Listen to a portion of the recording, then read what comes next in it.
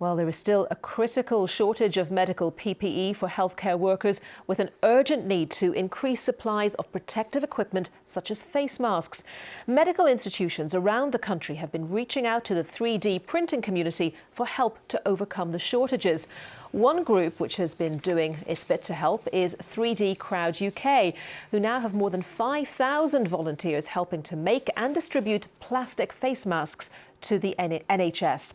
And we can speak to one of those volunteers now. Jonathan Furness is the head teacher at St John's Primary School in East London, and he's with us now. Jonathan, thank you so much for taking the time to talk to us today, because I know you have been very, very busy. Your home 3D printer has been running pretty much permanently. You're a self-confessed tech geek, aren't you? That's your description, not mine. So of course you have a 3D printer, and that's where your story begins. Absolutely. I've been working as a head teacher, been busy at the moment because we're still opening our school and children are still coming in for key workers.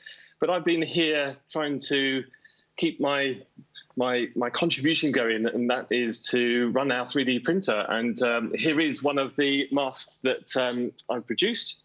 And if I just model that for you now. Of course, this isn't one that will go to the front line because it's had my fingers all over it, but these are going straight to hospitals where they are very much needed. So how long does it take, Jonathan, to produce one of those? So it can take anywhere between 2 hours and 5 hours to 3D print all the parts. So it comes in a number of bits. This is the headband, then the bottom section, and then the visor bit that goes across the front. So it's not a fast process, but when you're working with 5,500 people who are each producing up to 10 or 15 visors a day, that's quite a lot of face masks. So I think with 3D Crowd UK, this group of volunteers, you've produced something like 20,000 masks already and counting, which is a really incredible contribution. You must feel very proud of this team effort. It's a huge response, and it's just started with just a couple of hundred people. Our biggest issue right now is that we're running out of the raw materials to continue making these masks. So we're looking for companies that can provide the filament for our 3D printers, the plastic for the visors themselves. So if there's anyone out there that can help, please get in touch, and please go to the 3dcrowd.uk page to offer your support. You've put out that appeal perfectly. Another shout out, if anyone can help with, let's run through those things again. The plastic for the visors, the filament, Yes. What's that? Which bit is that, Jonathan? So we want the spools of PETG filament, which is the material that runs through our 3D printers. All the stockists are really short at the minute, and we're just crying out for that, because the more we get, the more masks we can produce. So if anyone's got the plastic, if anyone can provide that filament, they should get in touch with 3D Crowd UK.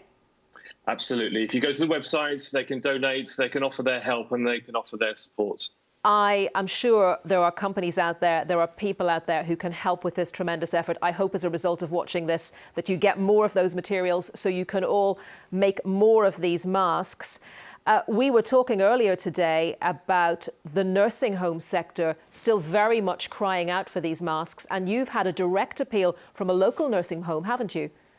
Absolutely. I think, when you look at the frontline staff working in hospitals, what we forget is that there are other members of our community that are also on the front line, working with people in our care homes and nursing homes, and they just don't have anything. So, I'm really torn now as to whether I'm supplying my local hospital or whether I should be now producing for the care home, and I'll do as much as I can.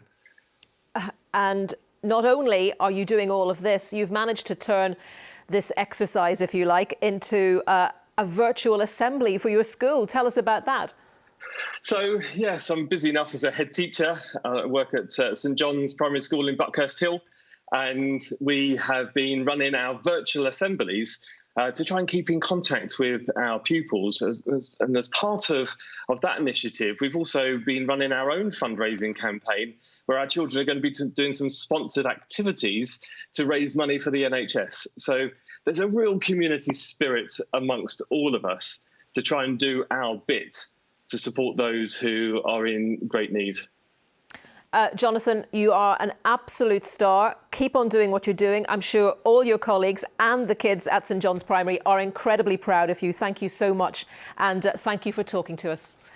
Thank you very much. Jonathan Furness, someone who is absolutely going above and beyond to help out during this pandemic. And just a reminder, if you can help out with any of those materials for those masks that 3D Crowd UK are making, their volunteers are making for the NHS, then do go to their Twitter account at 3D Crowd UK and offer that material to them if you can.